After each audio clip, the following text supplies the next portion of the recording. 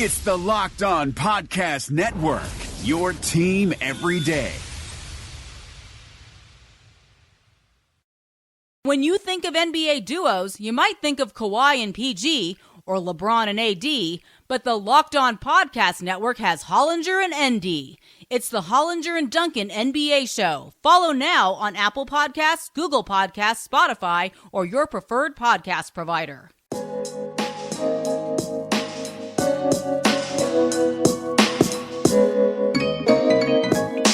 Welcome, everybody, to the Locked On Lakers podcast. I'm Anthony Irwin. I'm joined by Pete Zayas. Pete, I'm a little full.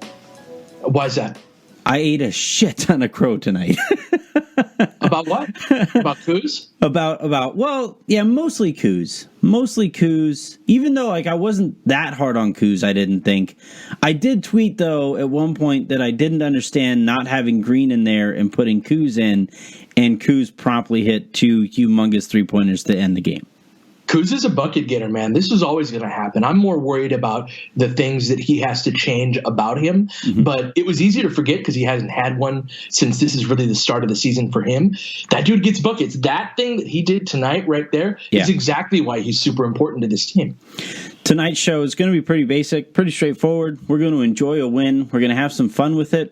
I think there's some really interesting things to come out of this game. I want to start kind of with Kuzma, also with Rajon Rondo. I want to start here.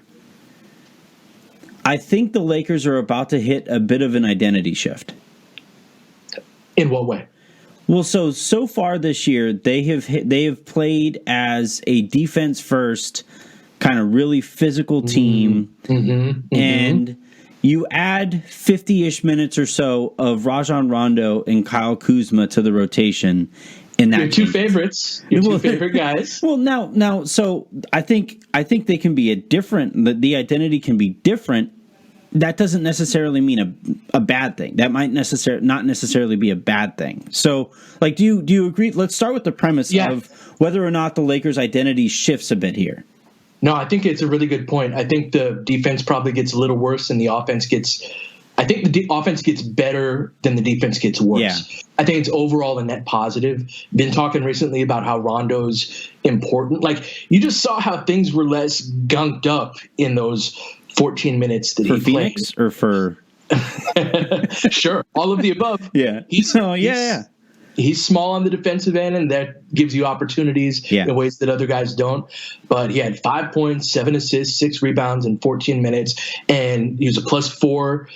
And just the offense was a lot better. Mm-hmm. And so that he's going to be an important guy. He's the one guy who can kind of loosen things up and have us win a shootout type of game along with Kuzma. Basically, they helped us win a shootout. This was our first one this season. Maybe it was a shootout in part because of their defense, maybe more Rondo but Rondo only played 14 minutes and Caruso was getting back cut all night, although he did a nice job on Booker overall. I think you're really onto something with that. Yeah, like I said, I don't think it's necessarily a bad thing. I actually think it winds up being a good thing. Because Pincus had a report that there's an anonymous executive who told him that he wasn't sure that LeBron's defense as he was playing it was going to hold up for the year, right? And there might be something to that, maybe.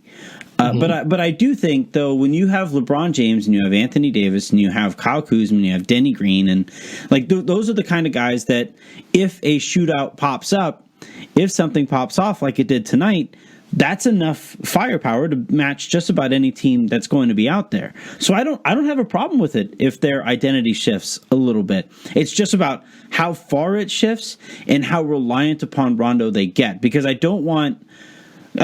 so you mentioned Caruso, and yes, it was maddening. Every other play, it felt like with Caruso on the court, he was getting back cut.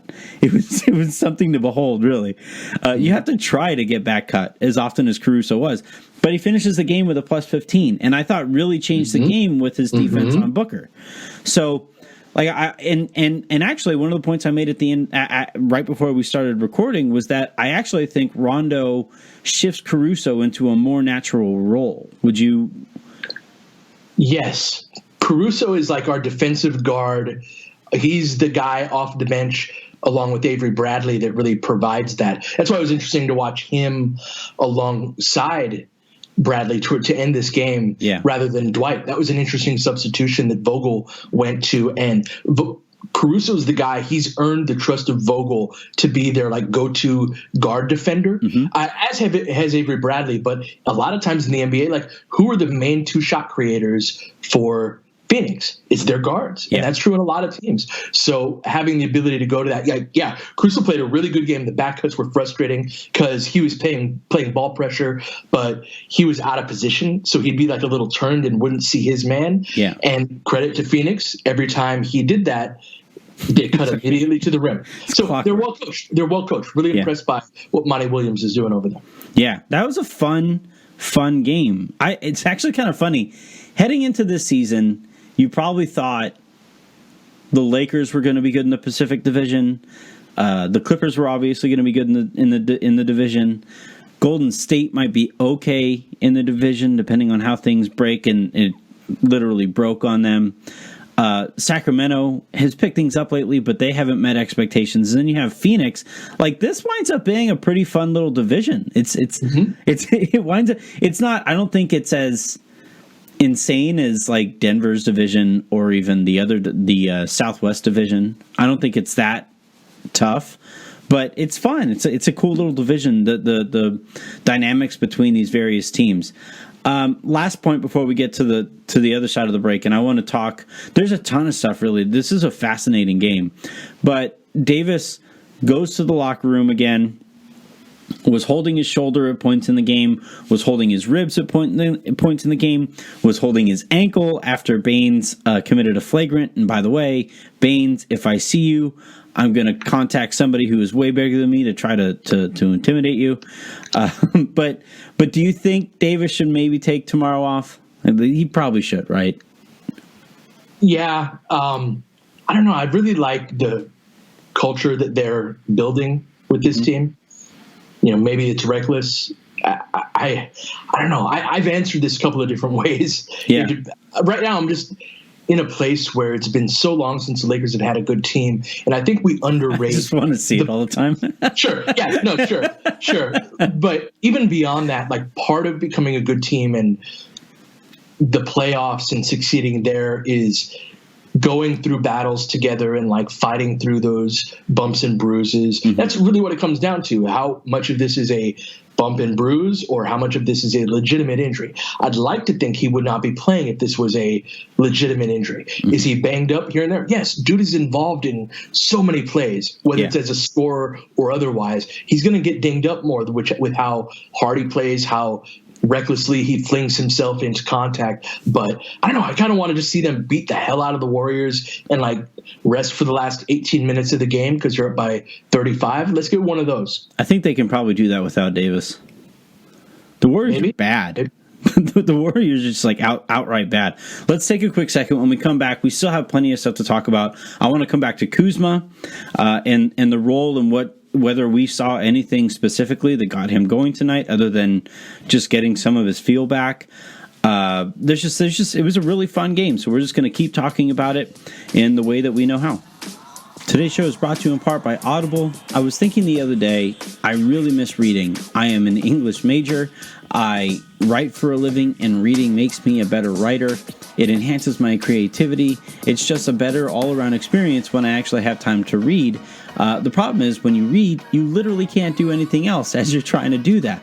So the best place to be able to continue to take in that content while still having the use of your hands and your eyes is through Audible. They're audiobooks, they have documentaries, they have books that you would look for. They have the entire catalog of Game of Thrones, and the reader who does it is just fantastic. He does the voices and everything. It's a really cool experience to be able to take that in as well. One of my favorite aspects of the app is if I listen to an audiobook as I'm getting ready to go to bed, you can actually set a timer for how long you want that to continue to run, so when you fall asleep, you don't lose your spot in the audiobook. So check out audible.com/LockedOnNBA or send the text message LockedOnNBA to 500-500. Again, that's audible.com/LockedOnNBA or LockedOnNBA sent as a text to 500-500. That's for a free trial, a free 30-day trial that comes with 1 audiobook and 2 Audible originals absolutely free. As a member, you get to choose 1 audiobook per month, regardless of price, as well as 2 Audible originals for free every single month as part of your membership. So check out audible.com/LockedOnNBA or send LockedOnNBA to 500-500 to check out Audible.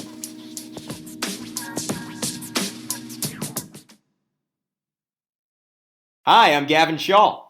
And I'm Alex Wolf, and we're the hosts of Locked On Knicks. Hey Gavin, remember on draft night when RJ Barrett was wearing that dope pink suit?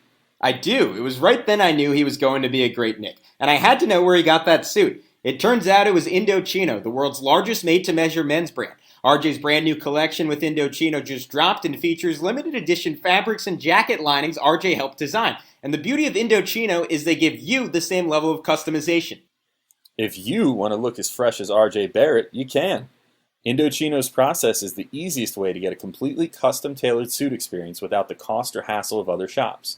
Simply go to your nearest Indochino store or measure yourself at home, choose your fabrics and customizations, and your very own custom suit, shirt, or chinos will be delivered right to your door in 2 weeks. Start your style upgrade now with $30 off your total purchase of $399 or more at Indochino.com when entering Locked On at checkout. Plus, shipping is free. That's Indochino.com, promo code LOCKEDON for $30 off your total purchase of $399 or more. An incredible deal for made-to-measure clothing. You really have no excuse anymore to wear clothing that doesn't fit. Pete, I think Aaron Baines just hit another 3-pointer. Jesus, man. That was like one of the few coaching things that Vogel has done where I'm like, you got to change that. You got to switch up your coverage to go out to him. Worked out, he missed a couple down the stretch. But, bro, every time he shot, I was like, that's in. That's in. And most of the time, it was in. But, he missed one, and I was like, holy crap, he missed. Yeah, exactly. Usually that's reserved for like the Stephs and the Clays and the Danny Greens or whatever. Usually where it's a really, really good shooter and it makes you say, whoa, they missed when they're wide open. I think that, I thought some of that was strategic. JaVale McGee just refuses to go out and challenge 3-pointers. Like it's just something he's apparently allergic to. I want to actually, you made a point on Twitter today about Rondo and why you felt like this season might be different. It was a different approach for him.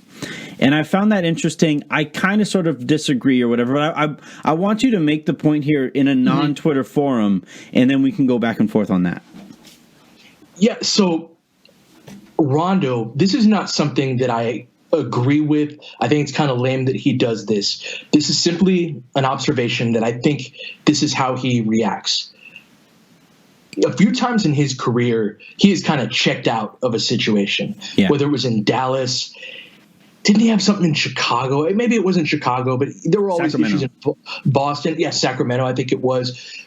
I think Rondo checks out when he thinks the situation he's in is bullshit. Mm-hmm. It's not just wins and losses, although being on a bad team will be one of the results of the situation kind of being bullcrap. But I don't think he respected the environment. Like, he was pretty good up until Christmas. And maybe, that Christmas game really stands out in my head. But can we at least say he was significantly worse when he came back from that hand injury? And that was after the season had kind of gone down the tubes by that point. And, he's sitting a couple of seats down in the courtside seats. Like, he was just mentally checked out. And when he's like that, it's like the basketball equivalent of 2 middle fingers in the air. Yeah. So many of his mistakes on tape were like, he's just standing there while the world swirls around him and he gets back cut for a layup. He's SpongeBob, like Krusty, whatever crab meme where everything is literally swirling. Yeah, and he's just standing there and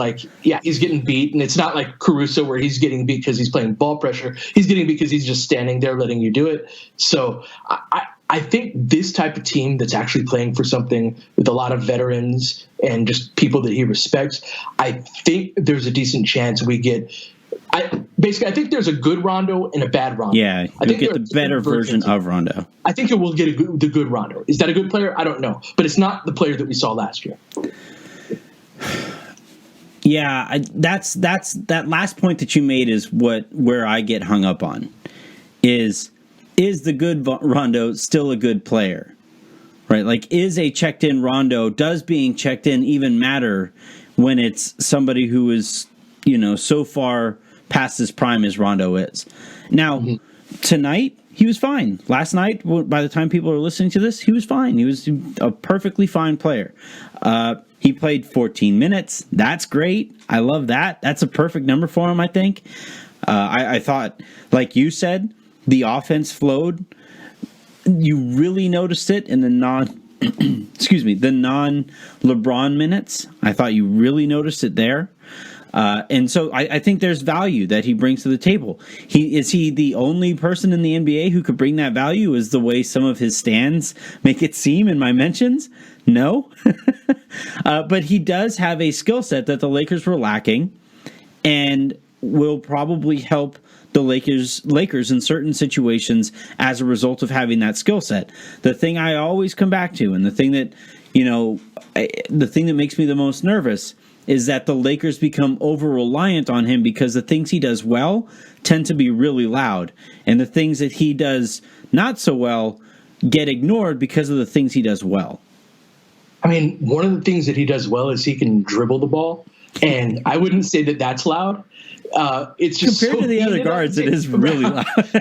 It was just so nice. Like, I get anxiety watching the Lakers now because I'm just so deeply immersed in it that, like, if something's off or doesn't feel right, I'm very attuned to it, right? And so him checking into the game and kind of how they played and flowed and actually ran real basketball plays. Like, yes, did he make some mistakes? And it was more like he's really too small to do anything defensively in this situation, so they scored. But just like the overall how it looked and felt, it was like, yes, that's what basketball should feel like with a competent second unit. So all in all, I'm happy. And this type of performance is indicative of what I was talking about in terms of what I think he'll be. Because that little stat line he put up, I know it's just stats, but that 5, 7, and 6 in 14 minutes, bro, that's stuff in the box score in very little amount of time. And I thought we felt the on-court impact as well. Yeah, I mean, I don't have any complaints with, there was the one play where the ball, I think LeBron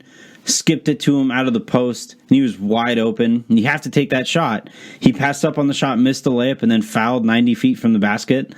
Like, that stuff drives me insane. It's weird how few people at me when he does that compared to like when he makes a 3-pointer or something. But that's the thing, like, that's the play that, and I think he sat like pretty quickly shortly thereafter, after that play, which I don't know if that was a result of his minutes restriction or if that was Frank Vogel saying, okay, they are not going to pay any attention to Rondo and we need to get a few baskets here. Offense matters a lot more. And seeing as LeBron and AD were going to be on the court, Rondo was endlessly less important in those situations. So I thought it was a good sub by Vogel if it was an actual sub and not the minutes restriction. But yeah, overall, that was a fine game. If that's what the Lakers get from Rondo on a nightly basis, where it's in 15-ish minutes and Caruso still gets his minutes, then I'm perfectly fine with how the game played out. I'm perfectly fine with that. Speaking of Caruso, really quickly before we get out of here and throw to the third segment, is there anything that's going to get him going offensively? Probably not. I think he's a guy that he can cut a bit. You can use him as a screener. Lakers used him a lot as a screener for LeBron tonight. Ooh, he's going to be the new final. He's going to be Lonzo. the new. His game's always been a lot like Lonzo. Yeah, like it never gets compared. But the things that he does well, that like fun in between, little things, setting screens, really active on defense. They're very similar type of games. So he can get some buckets off of setting screens and cutting, especially in those lineups where AD is the 5 and the spacing's a little bit better. He's going to have to knock down shots here and there, but that's basically his role on this team, is to do the dirty work, like setting screens, and just play his ass off on defense. Yeah. And like offensively, I don't know. This is about what I expect from him. Yeah, I thought last year's shooting at the end of the year was pretty fool's goldy. Mm-hmm. And he was shooting, I think, above 40% from three-point range, and that was never going to be the case. I think he's going to be better than he shot the ball so far this year. I don't think he's shooting the ball very well this year. I think he'll sit somewhere in the middle, probably closer to what he is right now compared to where he finished the year last year. But look, if he plays defense the way he played defense tonight on Devin Booker, then that's fantastic. I mean, it got to the point where Booker was forcing the issue against him just for the sake of having been pissed off because of a couple calls or no calls that went that way. I thought that was great from Caruso. I thoroughly enjoyed. I rewound. Do you remember Sasha? Anthony, you remember when Sasha used to do that? Yeah, Sasha Vujacic was the best. I podcast with Harrison twice a week. I couldn't forget Sasha if I tried. But I mean, like how he played, he would piss guys off and just get them. Like that's what Booker was doing on that. There was one possession where he really tried to bully Caruso. He actually did it twice in a row, but one where he was like, bump, bump, bump. And on the third one's like, AD's like, yeah, you're up in your feelings. You're not passing the ball. I'm just going to take this from you. And he stripped him. Yeah. But Sasha used to do that all the time. Just get guys just like, I'm just going to fuck this dude up. Like just they get out of the whole team idea and just like, I want to destroy you. And that could be good. Yeah. I'm still waiting for the game that like I walk away from and be like, yeah, I would like to play on a Devin Booker team. I'm still waiting for that game. All right, let's take another quick second here. When we come back, we have a few things to wrap up with on this game, and if we have time, we'll open up the mailbag.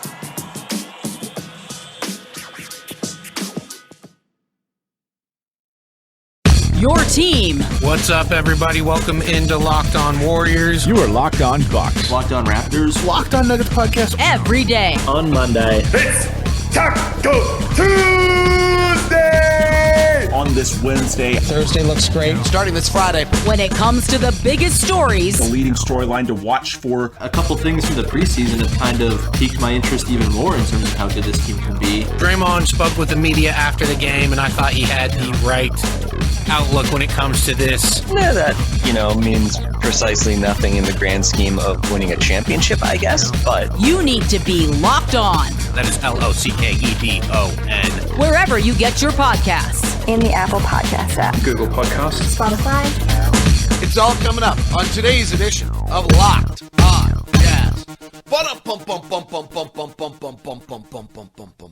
Ow!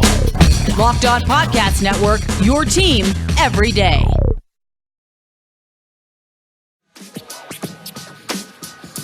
So Devin Booker, Karl Anthony Towns, and D'Angelo Russell want to be on the same team together. Has there been a more punchable team like in the history of the NBA? Part of the hate of D'Angelo Russell was always, he's this like pretty boy. I heard the word fuckboy tossed around a lot, and I'm a little too old. I'm a little too old to know exactly that was Byron what post game. Like all the time, he threw it up there. I probably shouldn't use that term because I don't entirely know what it means, but it's kind of this like douchey, pretty boy type of guy. And D'Angelo is, I can see how he pings on one's radar in that respect. And then combine that with like Booker and Towns have some. Even Towns is like, he's the guy that Jimmy Butler that's the rap, and everybody thinks he's this spoiled brat, and Devin Booker has a lot of that too. I kind of love it, man. They'd be one of the villains of the NBA, but they wouldn't want to be villains. The problem is that so it's that makes it even better. They're like naturally hateable. It's not even something where they're trying. It's not an act. They're just can't figure out why nobody likes them. Yeah, well, but they don't care. Nobody likes them because they're oblivious to their own hateability. I don't know. I'd love to see that true because everyone would hate that team. Yeah, as long as it's not on the Lakers. Pretty good. They'd be pretty good. No, I don't think they would. Their offensive rating would be 200. Or defensive rating would be like 200. They would never get stops ever. It would never happen. All right, let's. What was I've brought up the last few points, but what from this game stuck out the most to you? Like, what did you think? One thing that I really noticed, I thought this was the first time the Lakers did this. I thought to a fault. While you I put you on the spot there. So while I talk, you can come up with something. But no. I'm in it, man. I'm in it. Well, I thought they matchup hunted to a fault, to the point where they had Dwight Howard with multiple post touches. Let's not do that. Like, Dwight's value has been in that he hasn't had post touches. Yeah, he had like 3 in the second quarter or something like that, and like 5 possessions. It was like, that's more than he's had all year. I think he'd had 2 post touches before then, and I think he only scored on 1 of those 3. Yeah. But yeah, I mean, I could nitpick here and there. Their defensive intensity was not what it needed to be. They made a lot of mistakes in, 2 guys close out to 1 shooter, leaving a third guy open. Phoenix was hot as balls from behind the 3-point line. Mm-hmm. That was actually the thing that stood out most to me about the whole game. I know it's not Lakers related, but like, the Suns are a legitimate professional NBA team. Yeah. And I mean, that's cool that it's not just I don't enjoy the dumpster fire teams. Like, I would love for there to be 30 teams who at least. You just said you would want to watch Devin Booker, Karl Anthony Towns, and D'Angelo Russell. You said their offensive rating would be 200. And no, I don't defensive. You just both. I enjoy teams kind of having their act together. So I liked watching Phoenix tonight. Yeah, I like teams that. I just think with the advent of the process and building through the draft and tanking and recognizing the value in that, and even some of it goes also to, well, if you could have a draft pick on a similar contract as an NBA veteran, the college, the kid coming out of college, there's probably more value there because you're going to have that player under team control for longer than most of those veteran contracts at the similar rate. And what has happened as a result of all of that is, I feel like professionalism has been somewhat devalued, even while we see example after example after example of, holy shit, this team, the Suns now have Dario Saric, who is a professional, Aaron Baines, professional, Ricky Rubio, professional, Frank Kaminsky, like, not great, but he's been in the NBA. He's been around the NBA for long enough to understand what it kind of takes to be successful here. And there is value there in having guys like that. And it's pretty cool to see that pay off the way that it has thus far for Phoenix. Yeah, absolutely. It's good to see just more teams kind of getting it. Yep. All right. Let's throw really quickly. We have about 5 or 6 minutes or so to open up the mailbag and try to catch back up. It's been the questions are just coming in at an incredible rate. Frankly, one that it's really hard to keep up with, but I'm not going to complain about that. I appreciate that. We even had some fun ones. Pete, do you have a favorite basketball movie? Like, dude. Ooh, favorite basketball movie. White Man Can't Jump is my favorite basketball movie. I said the same thing. We might be the same person. We are definitely not the same person. Okay.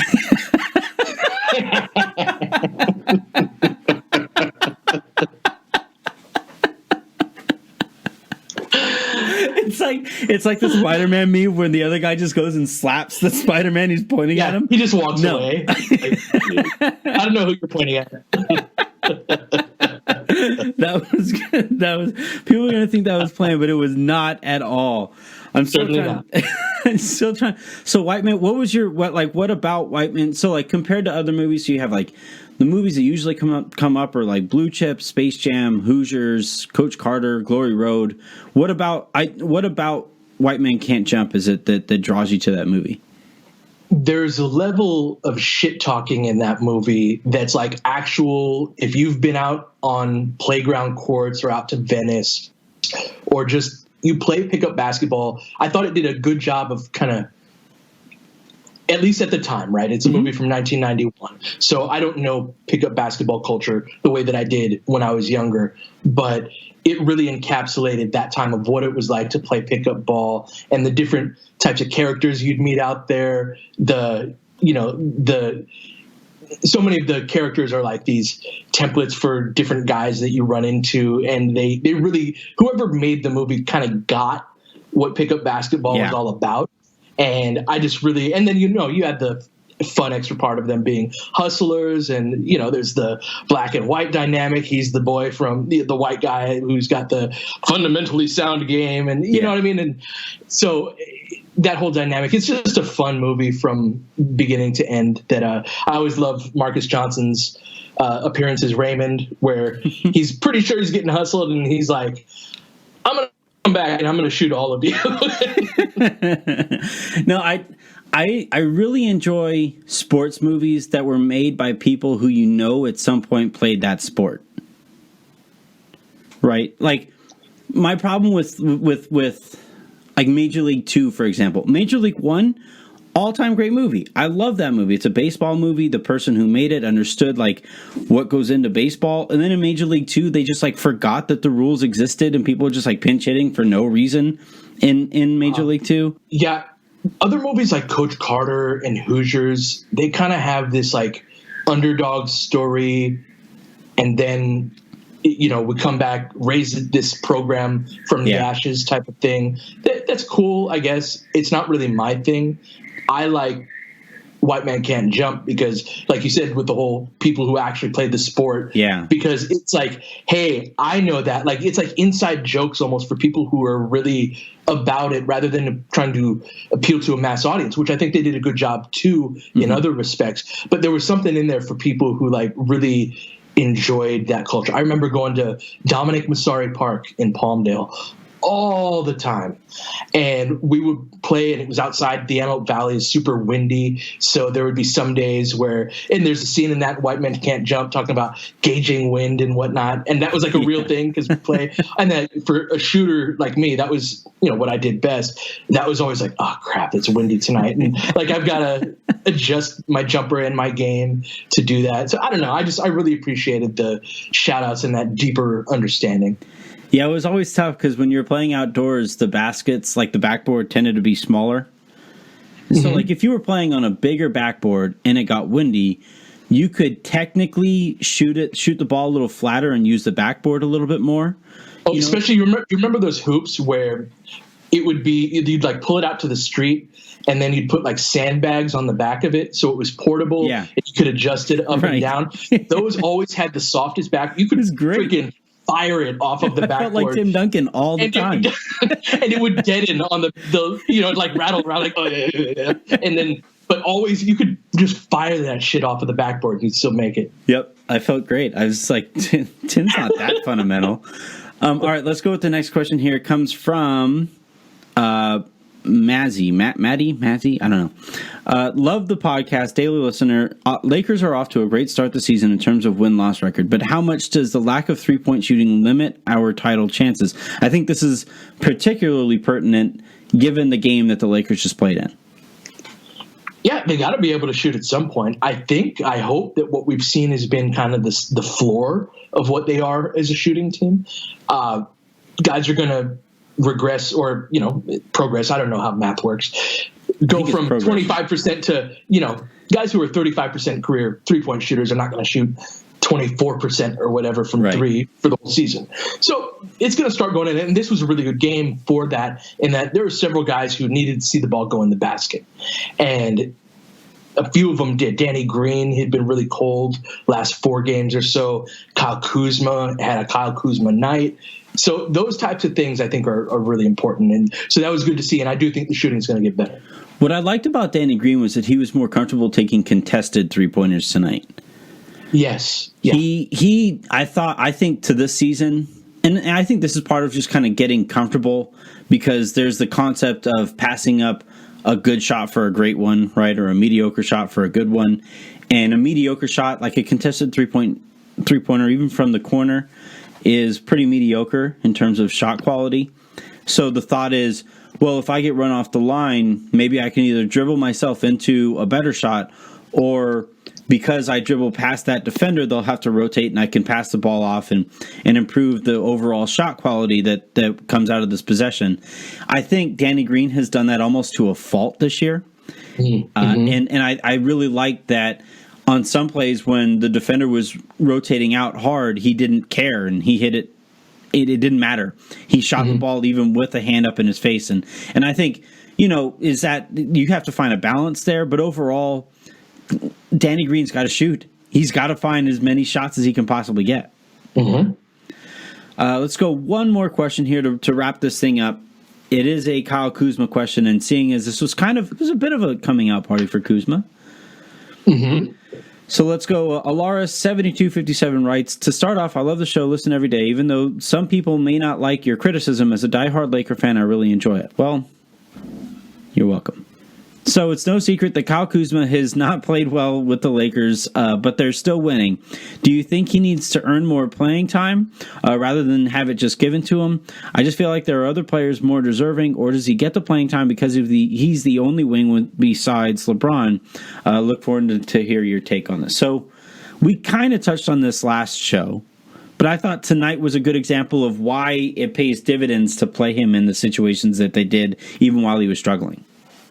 You got to let him work through it. You just have to. He's, with the talent that he has, the ability to score that's on a higher level than anybody not named LeBron or AD. Let him figure it out. If we need to do something with Kyle Kuzma that's different, that needs to be decided 20 games in rather than 5 games in to his return, right? Or 10 or 15. Just have to give it longer before we start saying, hey, this is fundamentally wrong. He is a fundamentally bad fit for this reason, that reason, that reason.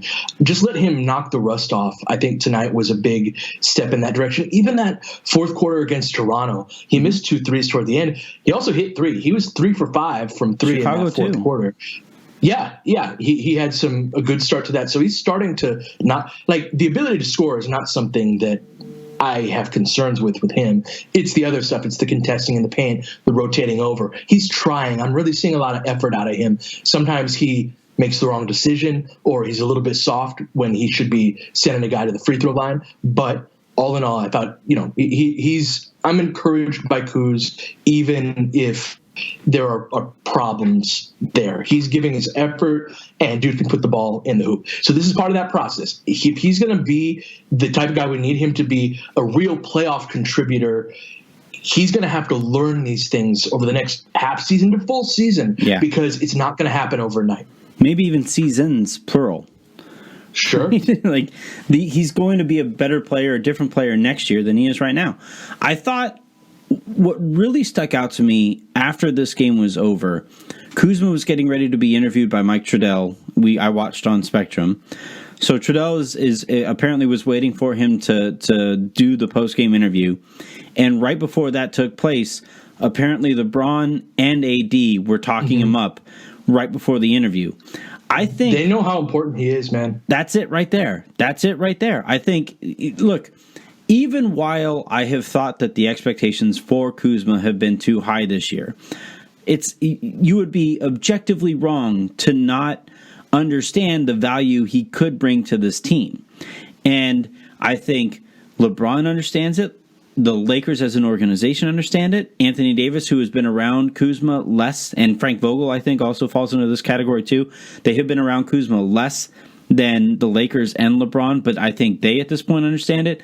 The Lakers need Kuzma to play up to a ceiling because he's the only player on this team that actually lifts that ceiling. Mm-hmm. And I thought the fact that he played the way he did, coming in, again, in a moment that I was questioning the fact that he was coming into that game, but he comes in, plays his ass off, hits those huge shots, and I think the fact that LeBron and AD recognize that, like, that should say everything that anybody, even the doubters, have to hear about Kuzma, is that the Lakers recognize how important he is to their success. That point also means we need to be more patient with him than we might be with somebody else. Yeah. Like Avery Bradley, Quinn Cook, Alex Caruso, Troy Daniels, KCP, all these guys, their version of it working out means something pretty different than Kyle Kuzma's version of it working out. Yeah. Right. And if he works out, like, this is with the defense that they're playing, like, I don't think a title is unrealistic at all. No. And I thought that it was not far-fetched going into the season. I always said we had a puncher's chance, but I feel a lot more strongly that we've got a legitimate chance. If Kyle Kuzma works out on top of the type of defense this team is capable of, alongside LeBron James and Anthony Davis, that team can win a title. And that's why we need to be patient with Kuz, even though he's going to drive us crazy sometimes. Yep. His haircut drives me crazy. I watched tonight's game with Rhett Reese, who he's been a buddy of Jeannie's for ages. Rhett was the writer of Deadpool, of the Deadpool movies, and of Zombieland, and of those movies. And so he's just this he's a Suns fan. I forgot about that. Yeah, he's a huge Suns fan. So we had him over. They've known each other since college, and it was absolutely hysterical to watch like this long tortured Suns fan like have to be like, I was telling him the whole game, like, Rhett, your team is good. Like they're not maybe not going to make the playoffs. Maybe they do, but like that's a legitimate basketball team. He's like, no, I can't. Maybe one of these days I'll get him on the show because he's a obviously very hilarious person that'd be fun. Yeah, next time the Lakers get ready to play the Suns, we should try to bring him on. He's a really nice guy. I really enjoyed. He really is. We got together for the draft that one time. All right, this was fun. The Lakers winning is fun.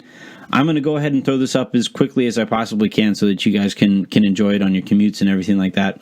We still have a ton of questions.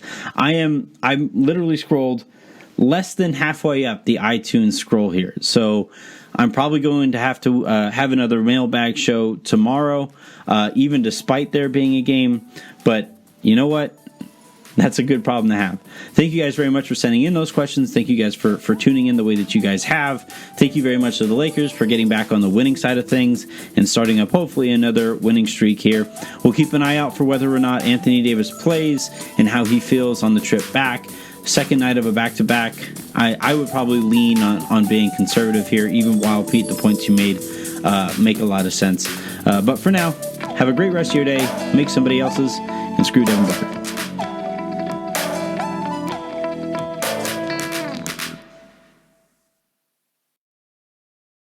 What's up, everybody? I'm William, the Opinion Updike. And I'm Positive Chuck Mockler. And we host the Locked On Clippers podcast. Two best friends give you all Clippers everything every single weekday. We know a little bit, but have a lot to say, so get ready for some real talk from real fans. Find us on Twitter and Facebook at Locked On Clippers, and tune in Monday through Friday for up-to-date content about the best basketball team in Los Angeles. Well, aren't they kind of No, we're the best one. Locked On Clippers, local experts on the biggest stories in the NBA. The Locked On Podcast Network has the ultimate NBA podcast starting 5. Starting at podcast number 1 is your favorite team's daily podcast from a local expert. Starting at the podcast number 2 is Locked On NBA, your daily 30-minute look at what happened the night before and what's upcoming. At the number 3 spot is Locked On Fantasy Basketball, the number 1 fantasy basketball show in the land. And the podcast number 4 position is Rejecting the Screen with Noah Kozlov and Adam Stanko. And finally, the big men in the middle, the unequaled Hollinger and Duncan NBA show with former NBA executive and analytics godfather John Hollinger.